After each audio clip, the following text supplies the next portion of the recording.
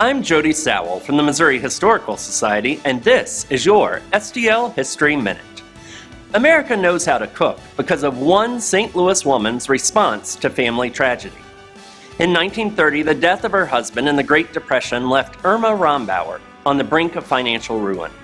Rombauer, who was known more for throwing parties than she was for cooking, surprised friends by announcing she was going to write a cookbook and sell it door to door. What she created wasn't just any cookbook.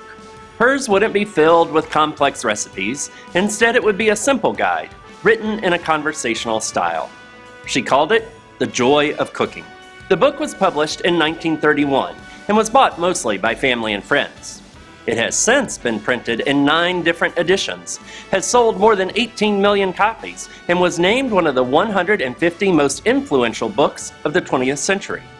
And chances are, you have at least one copy on your kitchen shelf.